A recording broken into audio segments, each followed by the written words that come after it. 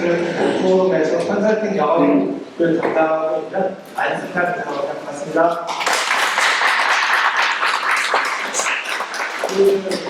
제가 발표할 부분은 기업화된 랜섬웨어와 백업 DR에 대한 부분, 백업 DR 서비스에 대한 부분을 발표드리겠는데요. 백업에 대한 이슈들이 굉장히 많은 것 같아요. 제가 특히나 이제 랜섬웨어 때문에 제가 어제도 그렇고 요즘 랜섬웨어 유행을 하는지 오늘 오전에도 세미나 주기 때문에 굉장히 바쁘고 정신이 없었는데 두 곳에서 연락이 와가지고 랜섬웨어 대응을 물어보시고 하시더라고요.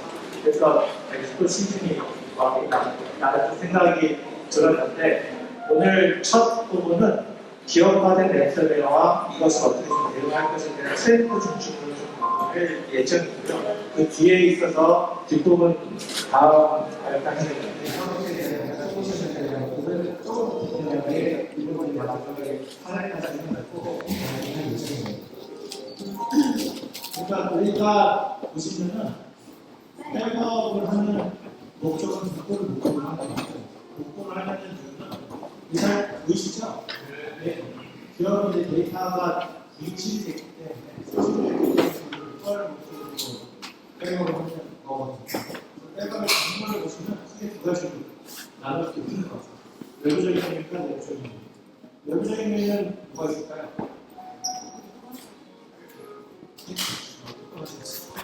해킹과 랜섬웨어 같은 경우에는 외부의 침해로 인해서 발생하는 외부적인 요인이 있을 거고요. 또 하나는 이제 작년 카카오 사태처럼 예상치 못한 화재라든가 정전이 나타나거나 수해 같은 재해사고로 인한 인해서 발생하는 데이터가 포함된 케이스가 있을 것 같고 내부적인 요인으로는 사용자 실수나 혹은 뭐 악의적인 사용 악의적인 사용자의 실수로 인해서 크게 두 가지로 데이터가 손실이 될 것 같습니다. 오늘 저희가 볼 내용은 주요한 내용은 외부의 침입 혹은 악의적인 해킹이라든가 랜섬웨어 공격으로 인해서 어떻게 데이터가 유출되고 그런 것들을 어떻게 대응을 하고 보호할 수 있는지에 대해서 설명을 드리려고 해서 트렌드를 몇 가지 좀 보려고 합니다. 다크웹이라는 걸 혹시 들어보셨나요? 근데 이 정도부터 음산한 들으죠. 웹사이트 통계자료를 보면 웹사이트의 100 중에 4%는 완전히 열려 있는 거고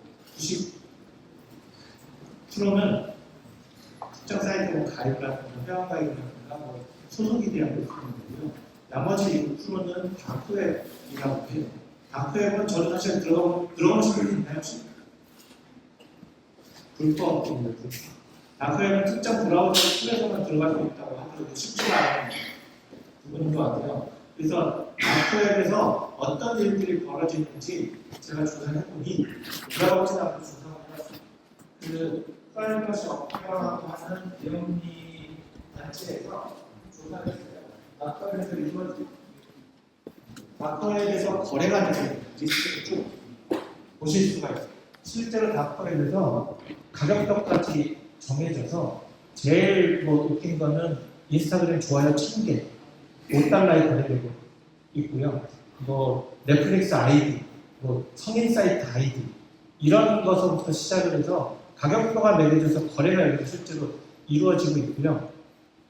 우리가 주목해야 될 거는 이 부분입니다. 머리하고 디도스 공격 같은 악성 코드들이 다크웹에서 거래가 되고 있는데 여기서 보시면은 혹시 보이시는지 모르겠지만 70%의 설치 성공률을 보장하는 1000개의 악성 코드가 1600불에, 불과 1600불에 거래가 되고 있습니다. 이 말의 의미는 갈수록 랜섬웨어라든가 디도스 공격 같은 해킹 같은 공격들이 기업화가 되고 있고 정말 전문가가 아닌 초보자라고 하더라도 여기서 이거 사가지고 공격을 쉽게 할 수 있어요. 실제로 저희 고객분들이나 혹은 문의 오시는 분의 대다수가 중소기업들이 이런 공격들을 많이 당하시고 이 랜섬웨어 공격하는 사람들이 점점 기업화되고 체계화되다 보니까 가격 상승을 합니다. 이 회사의 매출액을 보니 한 500만 원만 주면 돈 내고 아마 풀 것 같다 싶으면 500만 원 더 줘요.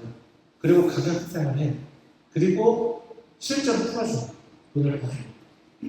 그러다 보니까 걸린 회사들은 또 걸리고 또 걸리고 1년에 한두 번씩 걸리고 이런 랜섬웨어 공격을 하는 업체들은 기업화돼서 체계화되고 기업화돼갖고 계속 성장을 하고 있는 게 지금 추세인 것 같아요. 그래서 예전처럼 뭔가 전문가들이 해킹을 해서 공격을 한다기보다는 약간의 준전문가나 비전문가들도 기업화돼서 랜섬웨어를 퍼뜨리고 고객사들의 데이터들을 암호화시키고 공격을 한다라고 볼 수 있을 것 같고요.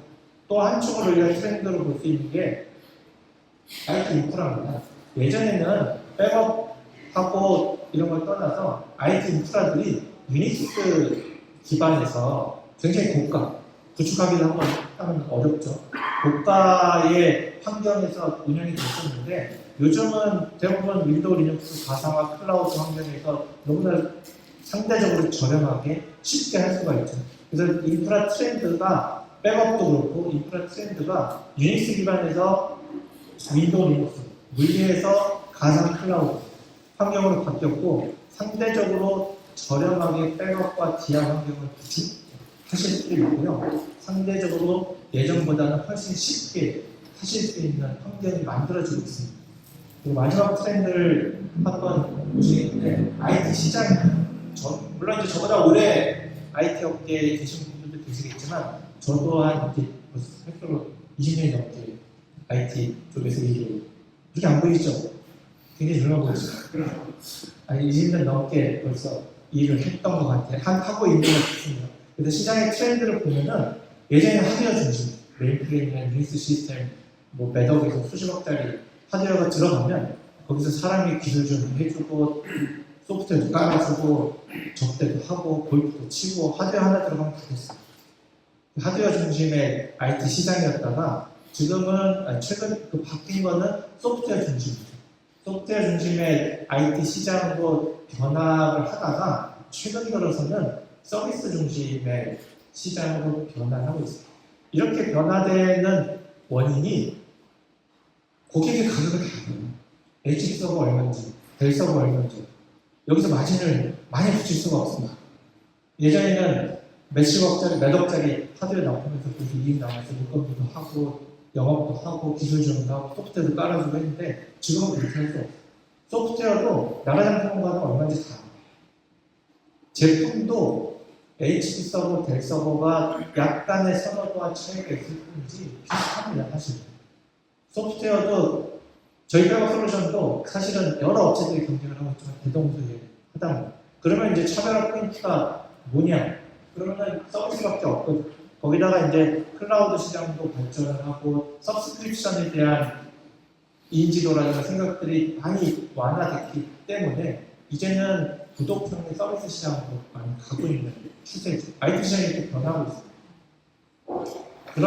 이런 환경에서 그럼 과연 데이터 보호나 서비스 보호를 어떻게 해야 되냐? 이것도 두 가지죠. 앞에서 막을 거냐, 사업체를 할 거냐. 앞에서 막을 거는 사실은 어찌 보면 저희가 전문을 한 영역은 아니에요. 뭐 방화벽이라든가 DLP라든가 뭐 기타 등등의 IT 솔루션들이 있죠. 보안 솔루션들이 있고 저희가 오늘 발표하거나 주로 생각하는 건 백업과 디아 이렇게 막아놨는데 뚫려서 들여와서 가능하게 됐어요. 어떻게 백업하는 걸 복구해야지. 저희는 사후적인 측면이 좀 강합니다. 근데 이렇게 많이 제가 자꾸 얘기했지만 20년 넘게 IT 하면서 랜섬웨어 걸린 프로젝트 무지하게 많이 받고 수준도 많이 주고 거기가 아예 없는 게 아니란 말이에요. 보안. 근데도 뚫린다는 거죠. 그러면은 최후의 보루로서 혹은 랜섬웨어라든가 해킹에 대비하는 제일 가성비 좋고 합리적인 효율적인 방법은 백업과 DR이라고 생각을 합니다.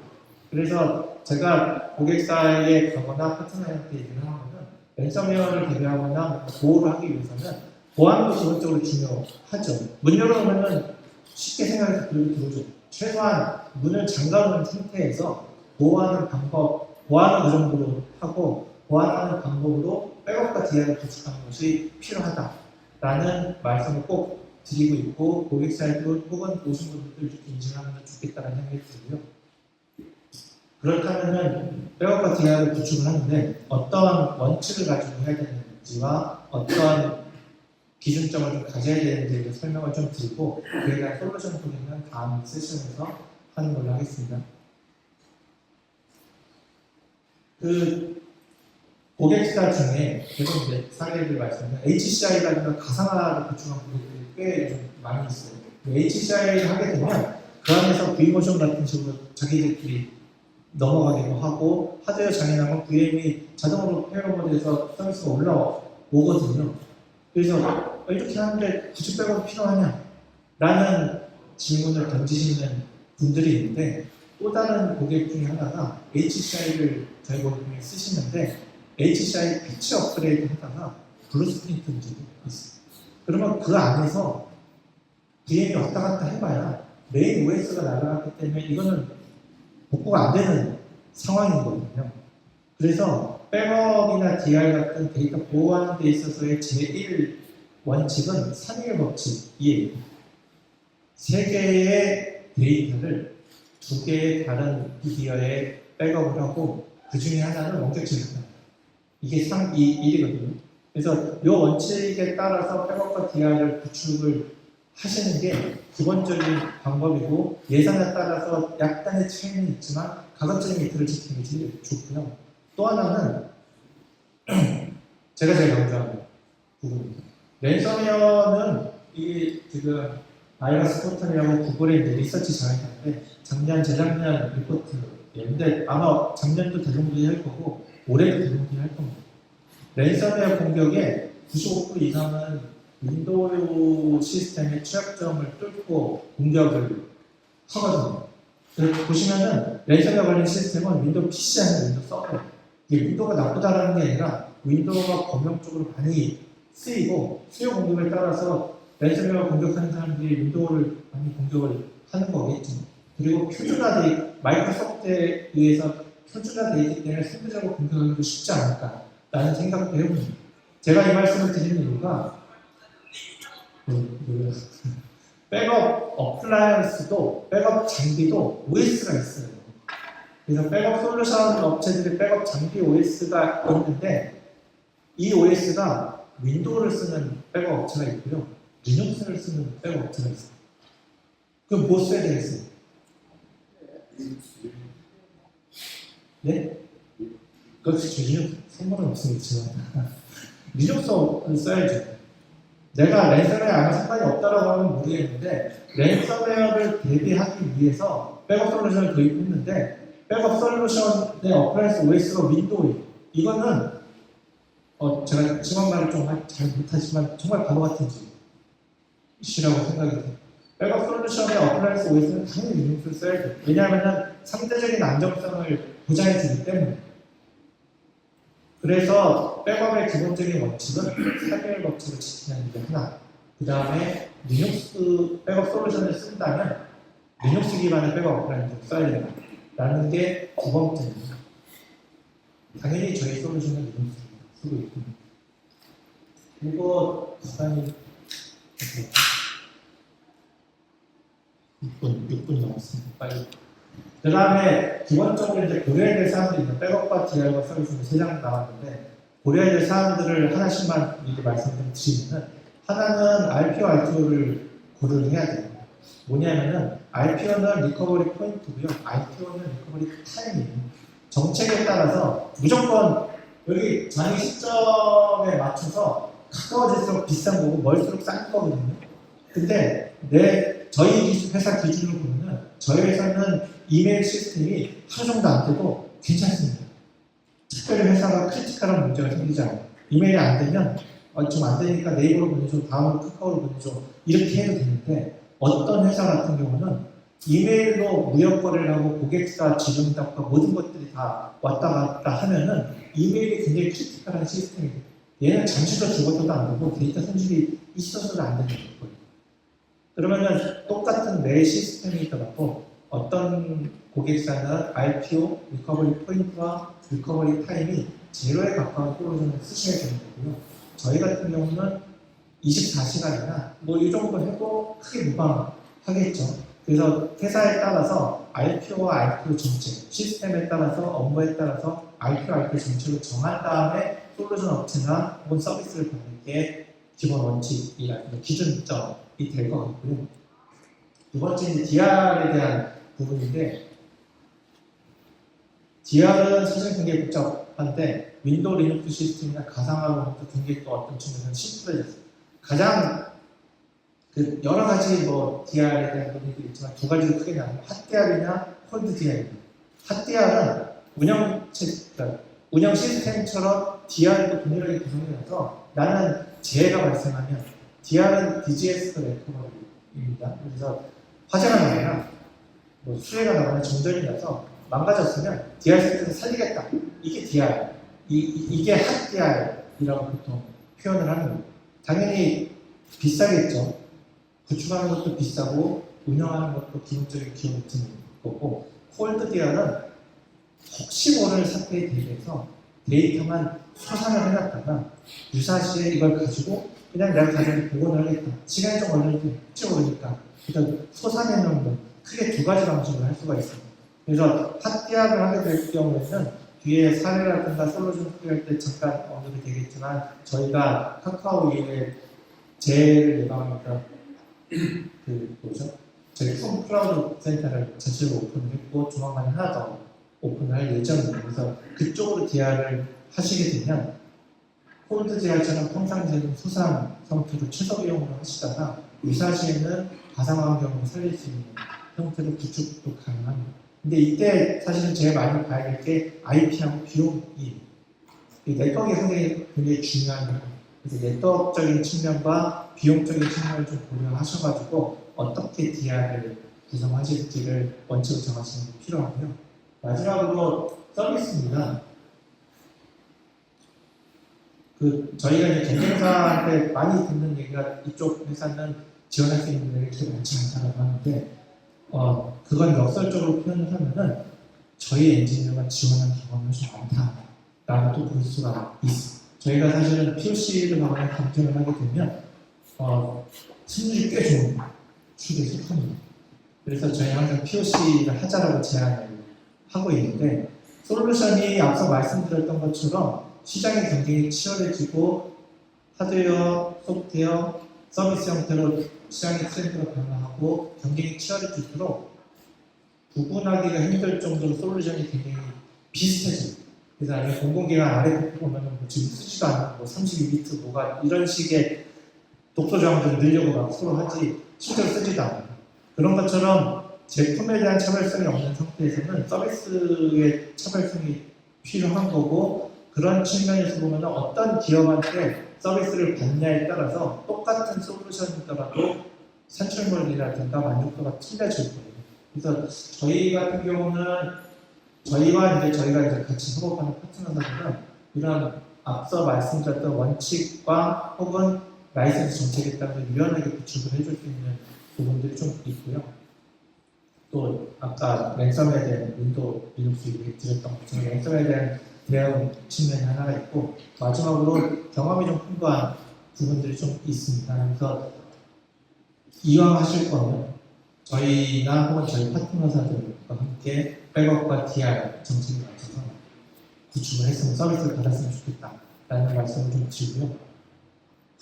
1분 딱 맞췄습니다. 그래서 여기까지 해서 제가 하는 트렌드에 대한 거나 기업화되는 랜섬에 대한 백업 DR에 대한 부분 발표는 좀 마치고 그 다음 세션으로는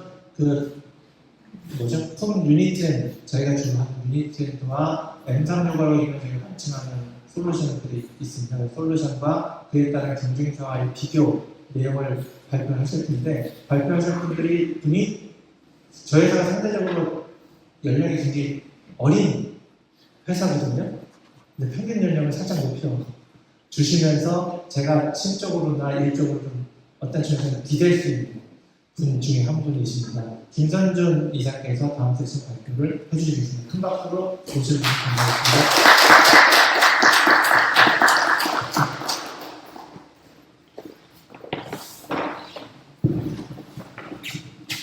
네, 안녕하십니까. 소개받은 평균 연령을 깎아먹고 있는 김선준입니다. 저는 덕분에서 영업을 좀 담당하고 있습니다. 제 세션은 근데 이 자리는 인원을 쓰고 꽤 오래 쓰는데도 늘 떨리는 것 같습니다. 제 세션은 그 유니트랜드에 대한 어떤 경쟁사 비교랑 그 새로 나온 이제 M365 백업을 위한 그 스패닝이라는 제품에 대해서 간단하게 좀 설명을 드리겠습니다.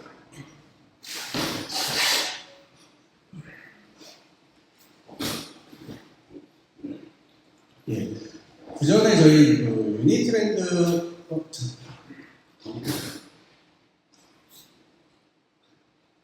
제가 할게요.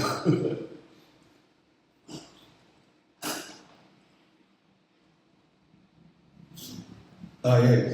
그 유니트랜드의 이제 백업의 가장 기본적인 부분에 대해서 말씀을 드리면요.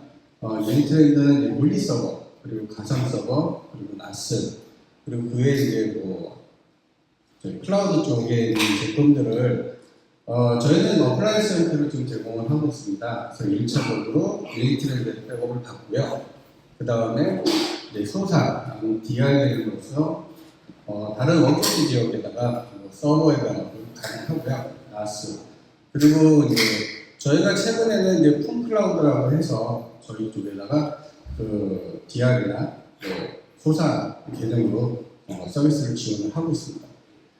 뭐 물론 이제 아마존이나 애저에도 이제 뭐 저장이 가능하고요. 원하시면은 유니트랜드에서 제공하고 있는 그 클라우드에도 저장이 가능합니다.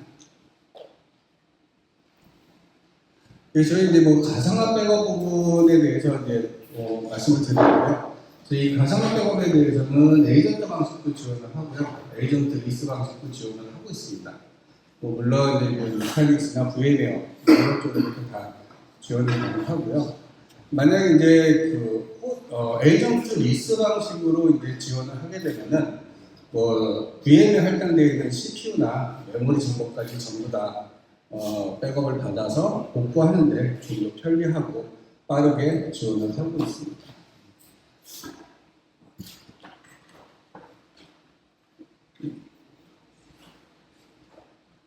가상화 복구 같은 경우는 지금 말씀드린 대로 에이전트 리스 방식으로 해서 전체를 다 백업을 받아서 전체를 복원할 수도 있고요.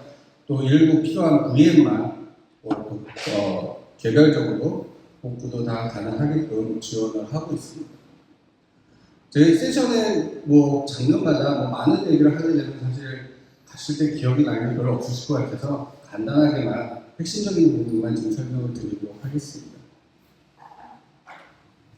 저희가 이제 즉각 복구라는 인스턴트 리커버리랑 뭐 레플리카 기능을 두 가지를 지원을 하고 있는데요. 인스턴트 리커버리 같은 경우는 소위 어떤 파일 형태, 백업 데이터를 파일 형태로 뭐 VMDK나 이런 형태로 가지고 있다가 유사시 VM 하나 띄워서 그 위에다가 복원시키는 방법입니다. 그렇게 되면은 일단은 OS나 애플리케이션 부분을 먼저 이제 복원을 시키고 이제 데이터 부분은 이제 뒤쪽에서 복원을 하기 시작을 하고요. 서비스는 한 5분 내에서 이제 복원이 가능합니다. 그리고 레플리카의 기능은 소위 이제 클론을 하나 만들어서 복구를 완전히 시켜놓은 상태에서 백업받은 데이터들을 지속적으로 이제 복구를 시키면서 문제가 생겼을 때 바로 서비스가 가능하도록 하는 이제 복구 방법입니다. 근데 이 두 가지에는 이제 뭐 모두 다 모든 OS가 지원되는 건 아니고요. 일부 그리고 기능들이 이제 제한들이 있긴 합니다. 뭐 자세한 부분들은 나중에 이제 문의 주시면은 거기에 대해서 말씀을 드리도록 하겠습니다.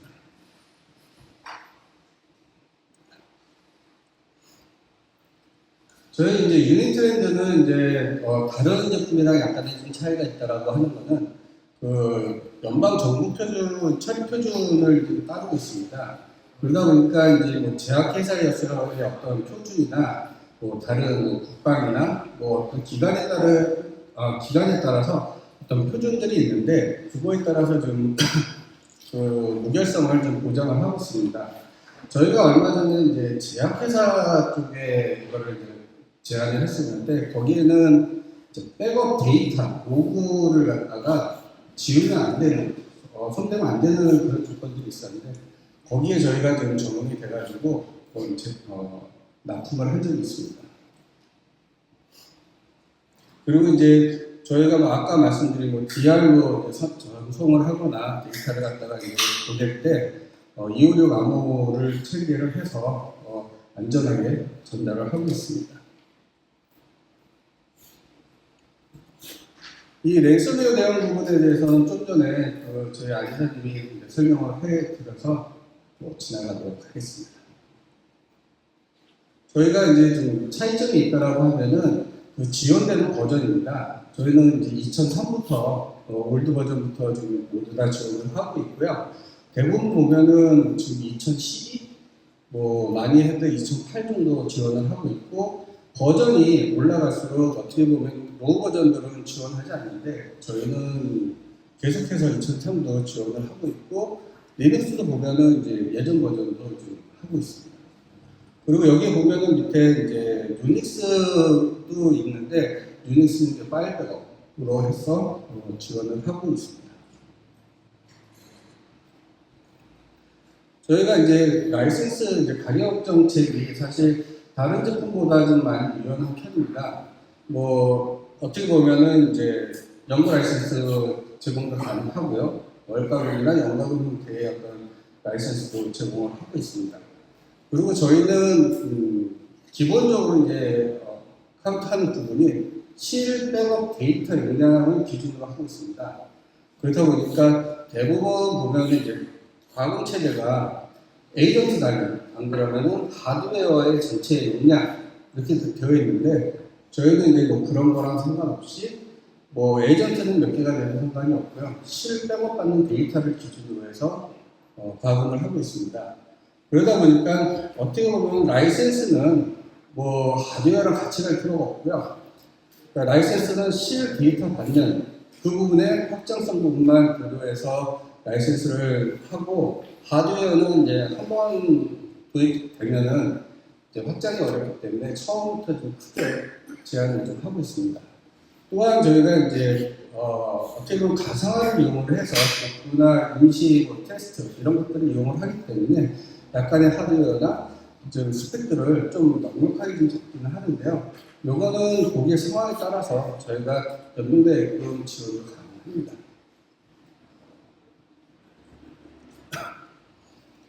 저희가 아까 말씀드린 것처럼 이제 뭐 글로벌하게 데이터 센터를 운영을 하고 있고요. 만약에 뭐 DR이나 이런 형태로서의 어떤 뭐 다른 목적지 소상을 원하시면은 거기에 따른 뭐 서비스도 다 지원을 하고 있습니다. 아까 말씀드린 것처럼 품 클라우드도 최근에 오픈해서 지금 제안을 좀 드리고 있으니까요. 관심 있게 봐주셨으면 합니다.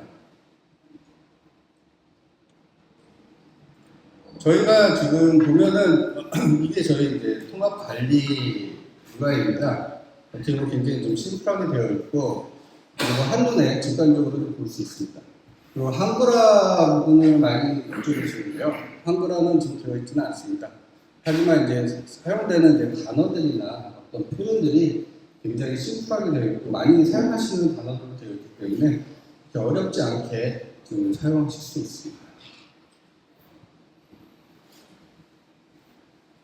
저희 이제 기능 중에 CDN 기능이라고 있습니다. 이거는 이제 자동으로 자기가 이제 복구를 해서 뭐 지금 자동으로 복구를 해본다라고 하는 거는 사실 제대로 이제 백업이 됐는지, 이 백업 받은 데이터가 정상적으로 복구가 되는지 이거를 이제 확인을 하는 건데요.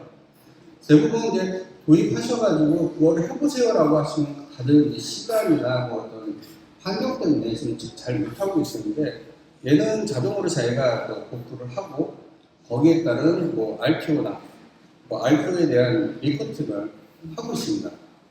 이 기능이 이제 어떻게 보면은 제대로 받았는지 그리고 얼마나 걸리는지에 대해서 이제 뭐 받아볼 수 있고요. 또 하나는 이거를 가지고서 어떻게 보면은 이제 복구했었을 때 지금 뭐 문제가 있는지 뭐 이런 것들을 좀 확인을 하실 수 있습니다. 대부분 이제 보면은 이제 이게 다른 뭐 DR에서 복구를 한다든지 자체적으로 복구를 해보면은 우선순위가 뒤바뀌는 경우도 있고, 그러니까 제대로 복구를 했는데도 불구하고 우선순위가 뒤바뀌면은 또 안 올라가는 경우도 있거든요. 그런 거에 대해서 어떻게 보면은 사전에 다 테스트할 수 있다라고 보시면 됩니다. 이 테스트 방법은 한 3가지가 있고요. 처음에는 이제 스케줄을 지정을 해서 뭐 일주일에 한 번 정도 자동으로 돌아가는지, 그러니까 제대로 복구가 되는지 확인을 하고요. 그런 다음에 자동으로 VM이 없어지기 때문에 크게 서버에 부담감은 없는 거고요. 두 번째는 인스턴트 랩이라고 해서 얘는 이제 다른 서버를 지정을 해서 거기서 이제 복구를 해보고 이게 정상적으로 올라오는지 그리고 직접 확인하실 수가 있습니다. 그래서 그런 이제 분기별 복구 테스트로 한번 해보시는 것도 좋고, 그리고 이제 페일오버 같은 경우는 여러 대의 이제 서버들을 복구를 시켜서 어떤 우선순위를 내가 정해서 정상적으로 뜨는지 확인이 가능합니다. 그리고 실제 이제 복구하기에도 좀 용이하기 때문에 뭐 이런 테스트를 통해서 이제 사전에 많이 데이터를 갖다 좀 확인하시면은 좋을 것 같습니다. 대부분 이제 DR에서나 이제 다른 곳에서 이제 뜨게 되면은 그 IP나 이런 것들, 그리고 내가 생각지 못했던 이제 선발되는 부분들이 많이 있거든요. 그런 것들은 이제 사전에 확인할 수 있는 기능이라고 보시면 됩니다. 이거는 이제 조금 말씀드린 그 화면입니다. 그 어떻게 보면은 이제 현재 지금 어떤 단계에 좀 있는지, 그리고 이제 RQ, RP가 어떻게 나왔는지 그 데이터를 갖다가 확인하실 수 있고요. 이게 뭐 성공이 됐는지 아니면 실패가 됐는지 확인하실 수가 있습니다. 어떻게 보면 간단하게 이것들도 이제 모니터링 하실 수가 있어서 어떻게 보면 유용한 기능이라고 보시면 되겠습니다. 이제 저희가 이제 스펠리라는 M365를 백업받는 이제 새로운 제품입니다. 얘 같은 경우는 벌써 이제 한 10,000명 정도가 사용 중에 계시고요. 요번에 저희가 이제 테스트를 이제 맞춰서 이제 시판을 하려고 좀 준비하고, 가격이나 테이블은 어느 정도 좀 형성이 되어 있는 상태입니다. 그리고 뭐 견적도 좀 나가고 있고요. 그래서 끝나시고 뭐 궁금한 거 있으시면 저한테 문의 주시면은 답변 드리도록 하겠습니다. 되게 이제 M365로 백업을 받으세요라고 제안을 드리면은 뭐 이미 뭐 잘 되어 있는데 애저에서 뭐 어떻게 해준다는데 뭐 이런 답변들을 사실 많이 듣기는 하시는데, 실질적으로 보게 되면은 그런 이제 100%는 살 수 없습니다. 그리고 그 조건이나 그 등급에 따라 내가 선택하는 거에 따라서 사실 그 복구의 범위들이 좀 있는데요. 그거는 좀 잘 보시면 될 것 같습니다. 그리고 되게 보면은 M365 하면은 외부의 어떤 해킹이나 뭐 이런 것들은 없다라고 보여지는데 사실 그렇진 않다고 저희도 인지는 하고 있습니다. 그래서 필요한 내용이라고 말씀을 드리고요. 또 하나는 이제 퇴직자, 안 그러면은 직원의 실수로 데이터를 대부분 악의적으로 지우시는 분들도 계시고, 이랬을 때 이제 복구, 그럼 어디까지 할 것이냐, 그 시간이 어디까지냐, 이런 것들을 갖다 대비해서 좀 백업을 좀 제안을 하고 있습니다. 그리고 또 이제 주요 데이터에 대한 이제 연구 보관, 그리고 어떻게 어디다가 보관할 것이냐에 대한 부분들이 좀 저희가 이제 영업하고 이제 말씀드릴 때 제안하는 내용입니다.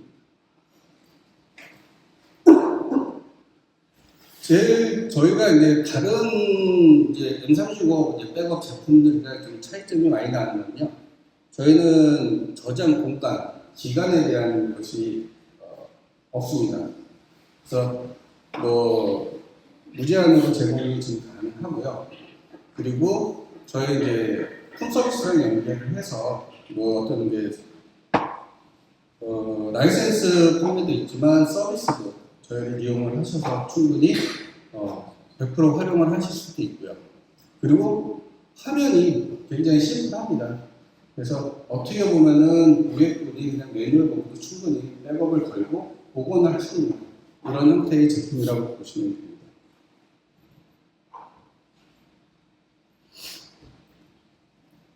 이 과금, 네, 어떻게 보면 이제 제일 뭐 궁금하실 것 같은데, 과금 대표는 월가금, 연, 그리고 3년 단위, 이렇게 지금 과금으로 되어 있고요. 그리고 가격은 라이센스 비용과 서비스 비용, 이렇게 두 가지로 구분되어 있습니다. 그리고 이제 제품군은 이제 M365용이 있고, 그리고 이제 구글, 그리고 이제 세일즈포스 제품이 있습니다. 그래서 크게 이제 세 개의 분으로 좀 나눠져 있고요. 가격이나 뭐 이런 부분에 대해서는 언제든지 저한테 문의 주시거나 여기 이제 저희 메일로 문의 주시면은 연락 드리도록 하겠습니다. 제가 세션 저희가 제 세션은 여기까지고요. 다음은 저희 말씀 주시죠. 네.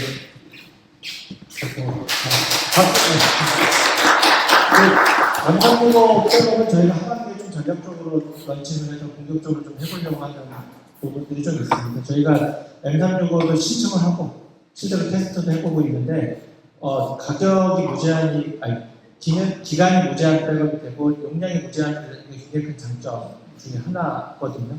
그러다 보니까 백업뿐만 아니라 PC 백업까지 하는 거리가 굉장히 넓어서 굉장히 좋습니다. 그래서 꼭 관심을 좀 가져주셨으면 좋겠고요. 다음 세션은 제가 여태까지 IT 아까 20년 이렇게 하면서 봤던 친구들 같이 일했던 분들 중에 문제 해결력이 가장 뛰어난 분 중에 하나지 않을까 싶어요.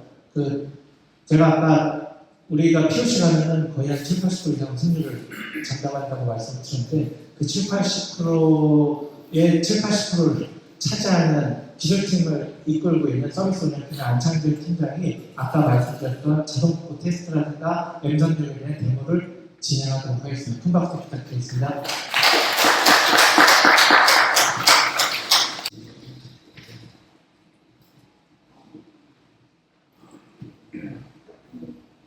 네, 안녕하세요. 저는 품 유니트랜드 CDM과 스패닝 M365 백업 데모를 맡았고요. 앞서 김선준 이사님께서 CDM 기능과 스패닝 M365 백업에 대해서 잘 설명을 해주셨는데, 저는 이번 데모를 통해서 기술적인 부분과 세부적인 과정에 대해서 좀 디테일하게 설명을 드리도록 하겠습니다.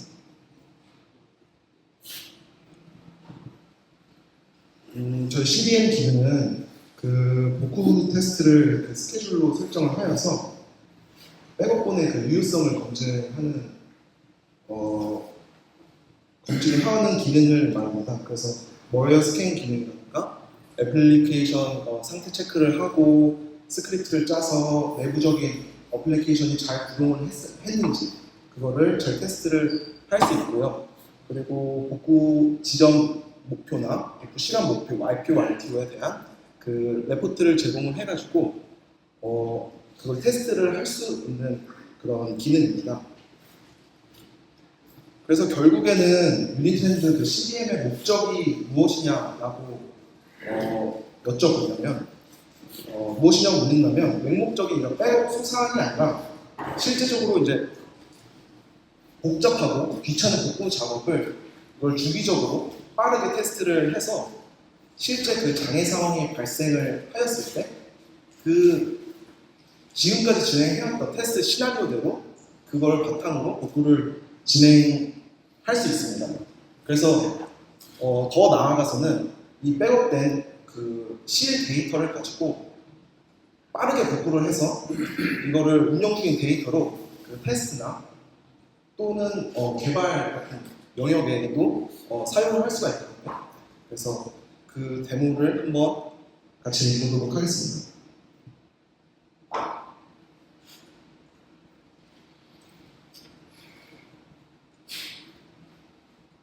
먼저 저희 유니트랜드 화면인데요.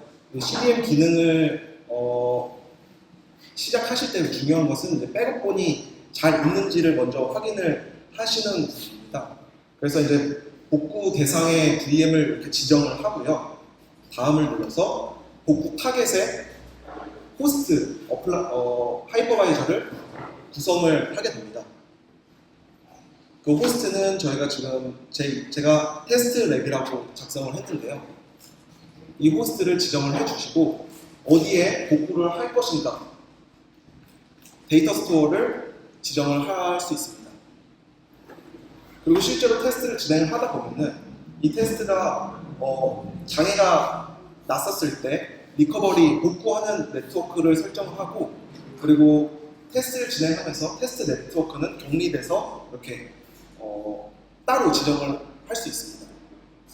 그리고 RPO와 RTO의 레포트를 받으려면 먼저 그 목표 시간을 정해야 되는데요. 저는 지금 RPO를 30분으로 정했고 RTO를 1시간으로 정했습니다. 이 얘기는 RTO가 1시간이라는 의미는 1시간 안에 VM이 복구가 돼야 된다는 의미거든요. 나중에 이것은 제가 이렇게 변경을 하지만 실제로 RPO, RTO를 충족하냐, 충족하지 않느냐 이게 중요한 것은 아니고 실제로 RPO, RTO를 충족하는 것도 중요하지만 더 중요한 것은 이거를 맞춰가는 과정이거든요. 그래서 매개의 변수값을 좀 더 조정하면서 내가 원하는 RPO 시간대와 RTO 시간대를 맞춰보는 것이 중요합니다. 그리고 이 다음에는 이제 스케줄을 매일매일 복구 테스트 스케줄을 돌려볼 거고요. 시간은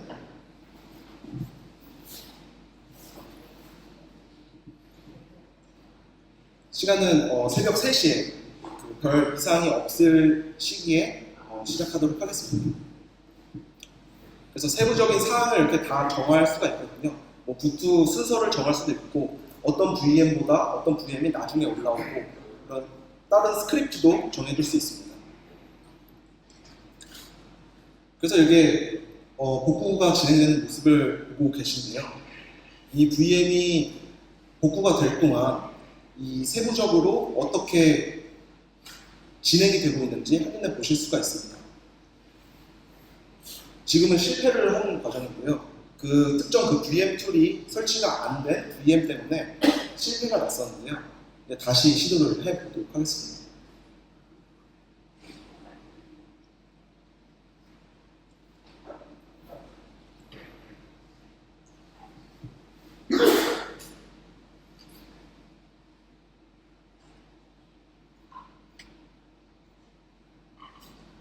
이렇게 복구 테스트가 성공을 했으면 그 RPO와 RTO에 대한 그 컴플라이언스 레포트를 저희가 확인을 할 수가 있는데요.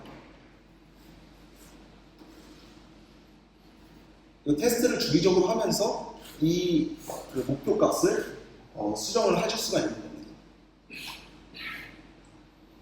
저는 실제로 RPO를 6시간으로 지정을 했고 RTO를 1시간으로 설정을 해놨는데 실제 RPO는 31분, RTO는 10분 이내로 떨어졌거든요. 이 말은 그 제가 설정한 RPO와 RTO에 그 부합하는 그 결과라고 보실 수 있습니다.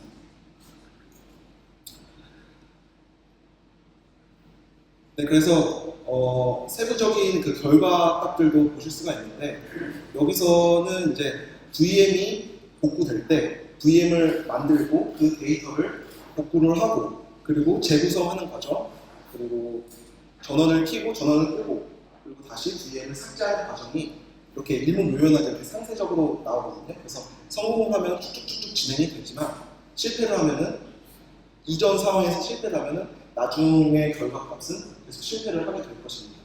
그래서 이런 그 복구 테스트를 주기적으로 진행을 하면은 제 생각에는 그 요즘에 대부분의 환경에서는 백업을 진행을 합니다. 근데 사실은 이 백업을 하는 이유가 복구를 위해서 백업을 하는 것이거든요. 근데 그 전부 복구할 때 사용을 못하는 경우를 제가 종종 보게 됩니다. 그래서 CDM을 통해서 한번 백업이 적절하게 쓰일 수 있다면 그렇게 해서 복구 테스트를 한번 진행해 보시는 것이 어떨지 한번 제안을 드리고 싶습니다. 다음은 CDM에 이어서 스패니 M365 백업에 대한 데모를 시작하도록 하겠습니다. 스패닝의 가장 큰 장점은 따로 스케줄을 지정을 할 필요가 없다는 것인데요.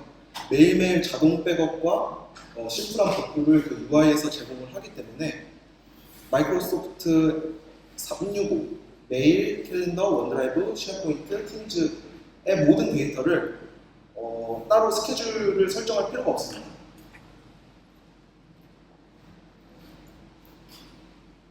또한 그 스패닝은 백업에 필요한 그 하드웨어나 소프트웨어를 따로 구매를 할 필요가 없이 직접 그냥 인증만 하면은 무제한의 백업 스토리지랑 무제한의 보관 기간을 가질 수 있는데요. 따로 구축할 필요가 없이 설치를 할 필요 없이 백업을 바로 시작할 수 있다는 점이 장점으로 생각이 듭니다.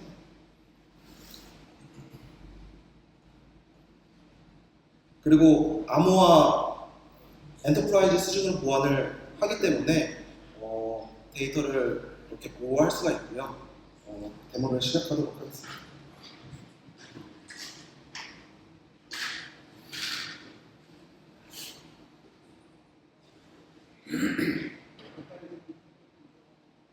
먼저 M365 계정을 통해서 로그인을 하고요.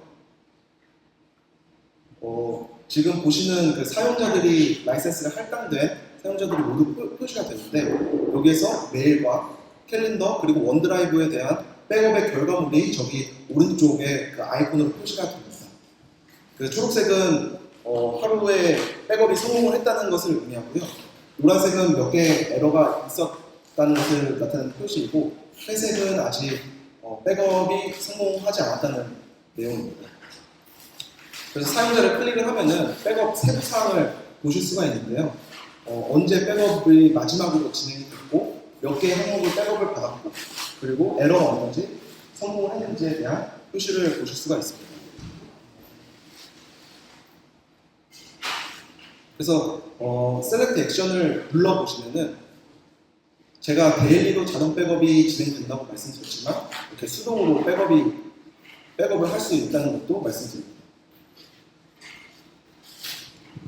그리고 매니지 라이센스 버튼을 눌러서 새 사용자에게 이렇게 라이센스를 할당하는 것도 좀 직관적으로 하실 수가 있거든요. 라이센스를 부여하는 것도 그냥 엔드 유저가 바로바로 하실 수도 있습니다. 그리고 M365를 사용하시면은 애저 액티브 디렉토리를 사용하시게 되는데 이 하루에 한 번씩 동기화를 거치는데 이것도 수동으로 동기화를 하실 수가 있습니다.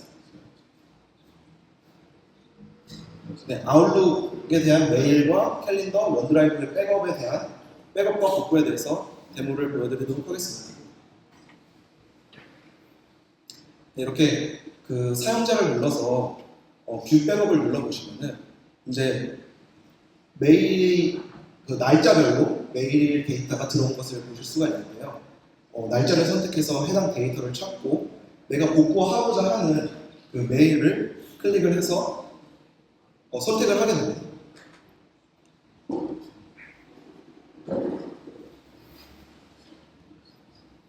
너무 많은 메일이 들어가 있으면 선택을 하셔가지고 서치바를 통해서 찾으실 수도 있고요. 이렇게 선택을 해서 확인 또는 복구를 하실 수가 있습니다. 복구하실 때는 특정 동일 사용자에게 복구를 하실 수도 있고 다른 사용자에게 복구를 하실 수도 있습니다. 그리고 그 PC의 익스포트를 떨구는 기능도 지원을 하고 있습니다. 지금 여기서는 다른 사용자로 복구를 한번 해보도록 하겠습니다.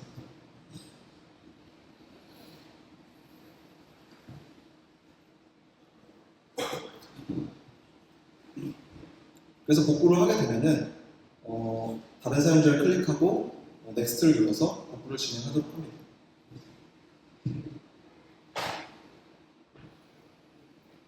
그래서 복구 시간은 사실 금세 걸리거든요. 금세 되게 되는데 메일 상자에 보면은 복구된 내용을 확인하실 수가 있습니다. 캘린더도 마찬가지로 날짜를 선택해가지고 복구를 하실 수가 있는데요. 선택을 하시고 원드라이브도 마찬가지로 직관적인 UI를 통해서 날짜 선택을 하실 수가 있습니다.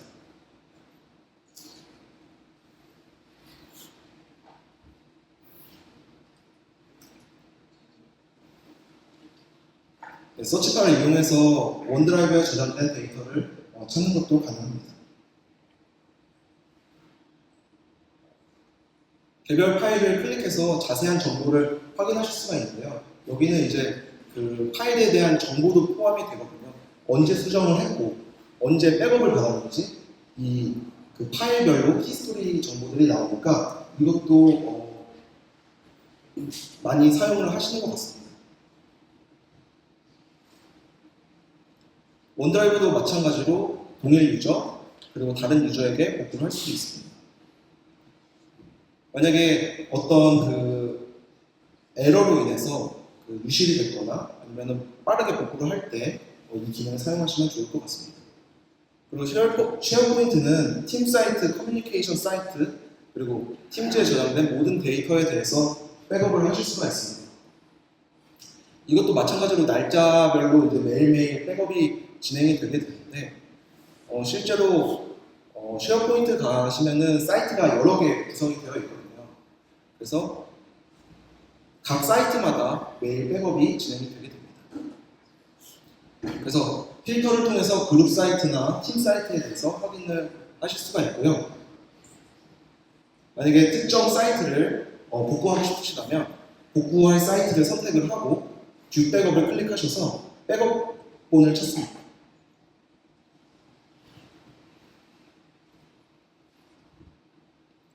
네, 사이트별로 이제 그 하위 사이트도 존재하니까 그것도 이제 찾으실 수가 있거든요.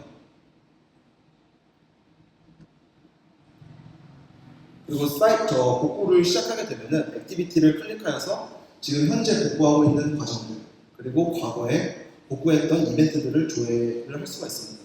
그래서 지금 쉐어포인트 복구를 완료를 했는데 이게 이제 유저별로도 할당이 되다 보니까 누가 복구를 진행했는지도 나오게 됩니다. 그래서 상세 내용을 들어가시게 되면은 복구된 사이트도 나오게 되거든요. 그래서 그 해당 링크를 클릭을 하셔가지고 복원된 사이트로 이동을 하실 수가 있습니다. 그래서 이 복구한 데이터를 검증을 해주시고 이거를 다른 쉐어포인트 사이트라든가 혹은 다른 원드라이브 경로로 내보내기를 하실 수도 있습니다. 물론 그 백업과 복구를 하다 보면은 제한이 되는 부분과 에러가 발생한 부분이 있는데 그 에러 내용을 보실 수가 있고요. 그리고 설정에서는 이 라이센스 할당되는 부분에 대한 관리를 하실 수가 있습니다.